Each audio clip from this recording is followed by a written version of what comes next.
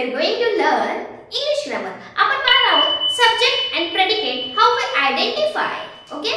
Identify कसं करायचं? Object आणि subject. Object, predicate, subject, verb, action words, linking verb हे आपलं one by one आपण पाहत आलो आहोत. आपण लास्ट व्हिडिओमध्ये सब्जेक्ट आणि ऑब्जेक्ट आयडेंटिफिकेशन शिकलो आहोत. आज त्याची थोडीशी प्रॅक्टिससाठी काही सेंटेन्स घेऊया आणि ऑब्जेक्ट आहे का नाही हे पण आयडेंटिफाय करायचे. नसेल तर मग कसं ओळखायचं, असेल तरी कसं ओळखायचं. चला पाहूया या व्हिडिओत काही नवीन वाक्य. शी लुक व्हेरी ब्युटिफुल. पहा आता फर्स्ट सेंटेन्स घेतले काय, शी लुक व्हेरी ब्युटिफुल. मग या ठिकाणी काय केलेले आपल्याला ओळखता येतो सब्जेक्ट. सब्जेक्ट कोण आहे? शी. वर्ब काय? लुक. ओके ठीक आहे. मग पाहायचं ऑब्जेक्ट आहे का. मी सांगितले तुम्हाला जेव्हा आपल्याला ऑब्जेक्ट ओळखायचं असतो तेव्हा तुम्हाला क्वेश्चन विचारायचा आहे हू और व्हॉट. सॉरी हूम नॉट हू. हून आपल्याला सब्जेक्ट मिळतो. आपल्याला आता वर्ब माहिती आयडेंटिफाय करायचं. आपल्याला ओळखायचंय ऑब्जेक्ट. मेनली ऑब्जेक्टला खूप कन्फ्युजन होतं म्हणून हा व्हिडिओ मी केला आहे. तर एंड पर्यंत पहा म्हणजे ऑब्जेक्ट मध्ये जे काही कन्फ्युजन छोटं मोठं ते तुमचं दूर होईल. ओके चला पाहूया आता ऑब्जेक्ट ओळखण्यासाठी मी सांगितले लास्ट व्हिडिओ मध्ये की तुम्हाला whom किंवा what दोन्हीपैकी एकाने क्वेश्चन जर विचारलं तर आहे का नाही हे समजून जातं. चला पाहूया. She look very beautiful. whom look. आता whom लुक नाही येणार आहे आपल्याला. इथे काय करायचंय whom लुक. तर कोण? शी म्हणजे आपले सब्जेक्ट हू लुक येणार. कोण दिसते? whom नाही, कोणाला नाही होणार. हू लुक.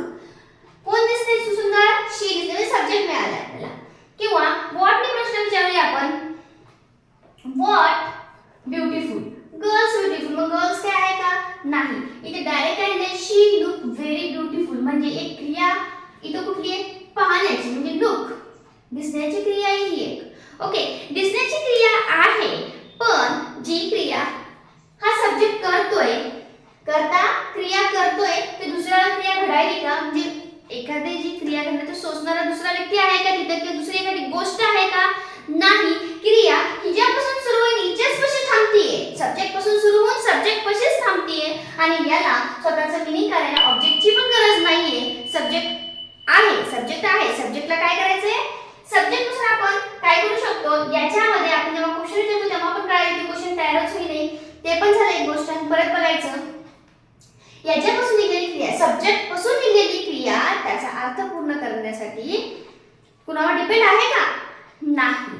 किंवा अजून एक सब्जेक्ट पासून निघालेली जी क्रिया आहे पाहण्याची ती हिच्याचपाशी येऊन थांबते. ही लुक ब्युटिफुल. शी ही कोणी असेल? शी लुक्स ब्युटिफुल म्हणलंय त्यांनी म्हणजे तिची सुंदरता तिच्यापाशीच आहे. दुसऱ्यावर कोणी शोधणार आहे का तिथं? क्रिया भोगणारं उपभोगणारं आहे का तिथं? नाही. म्हणून या सेंटेन्स मध्ये ऑब्जेक्ट नाही. या सेंटेन्स मध्ये लिहिले मी नो ऑब्जेक्ट. ओके याच्यात ऑब्जेक्टच नाहीये.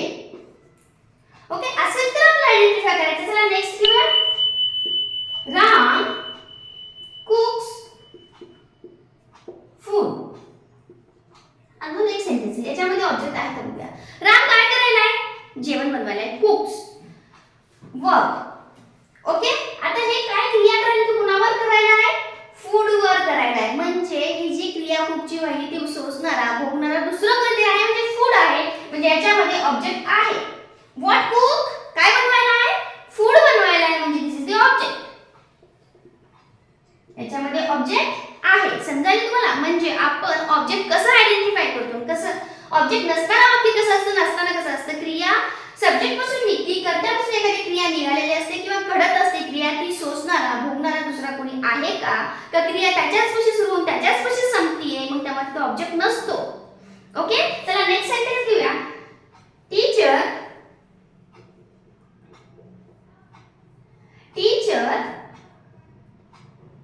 कॅटचं कॉट केलंय. Okay caught the ball. त्याने पकडला. आता टीचरने काय केलेलं आहे? बॉल पकडला.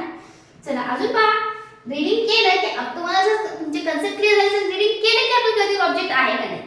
टीचर कॉट पकडला. त्यांनी काय पकडलाय?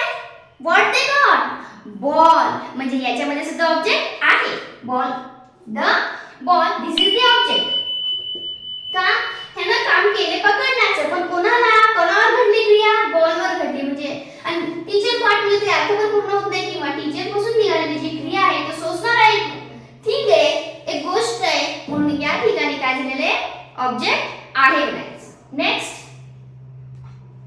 boys are flying kite.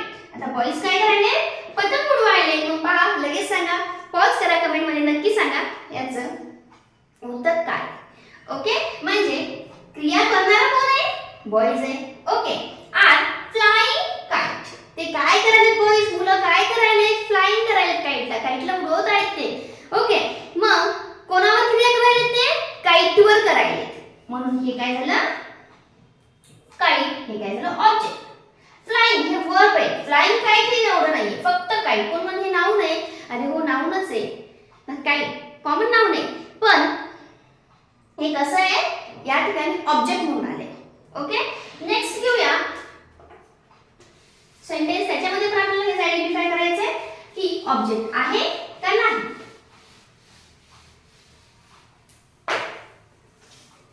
थोडंसं वेगळं सेंटेन्स आहे. शी इज मिल्किंग द काव. आता हे काय सेंटेन्स आहे? शी इज मिल्किंग काव. मिल्किंग हे झालं वर्ब. तो काय करतोय? गाईचं दूध काढतोय. ओके, म्हणजे हा क्रिया करतोय मिल्किंगची. काय करतोय? गाईचं दूध काढण्याची क्रिया हा करतोय, पण क्रिया सोसणारा, भोगणारा किंवा कशावर व्हायली क्रिया?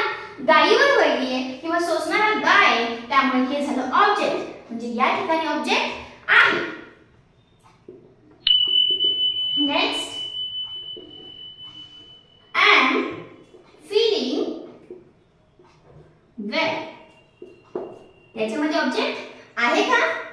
ओके, चला बघूया ऑब्जेक्ट आहे का. आय एम फीलिंग वेल, मला छान वाटते. म्हणजे माझ्यापासून क्रिया सुरू झाली आणि माझ्याच पाशी येऊन थांबली आहे. म्हणजे या ठिकाणी ऑब्जेक्ट नाहीये. तुम्ही क्वेश्चन पण विचारून बघा, होम न बघा, व्हॉट ने बघा. व्हॉट वेल काहीच नाही. म्हणजे मीनिंग पूर्ण व्हायला सुद्धा या ऑब्जेक्टची गरज पण नाहीये. आणि या सेंटेन्स मध्ये ऑब्जेक्ट, नो ऑब्जेक्ट. ओके, अशा प्रकारे मला वाटतं डाऊट तुमचे जे काही असतील क्लिअर झालेले असतील की how to identify the object. कारण सब्जेक्ट कळतं, प्रेडिकेट पण कळाले, वर्ब कळतं, पण खूप जणांना अडचण येते ऑब्जेक्ट मध्ये. ओके, तर लक्षात घ्या ऑब्जेक्ट कसा आयडेंटिफाय करायचा. काही ट्रिक पण दिलेल्या आहेत आणि थोडेसे सेंटेन्स सांगताना भरपूर काही मी वेगवेगळ्या ट्रिक सांगितल्या. नोट डाऊन करत चला किंवा स्क्रीनशॉट घेत चला. म्हणजे ऑब्जेक्ट कुठं आहे, कुठं नाही, का नाही, का आहे, असे थोडेफार प्रश्न स्वतःलाच विचारत चला किंवा मला विचारत चला. कमेंटमध्ये क्वेश्चन टाकत चला. ओके, व्हिडिओ कसा वाटला हे सुद्धा सांगत चला. शेअर आणि सबस्क्राईब करायला मात्र विसरू नका. थँक्यू.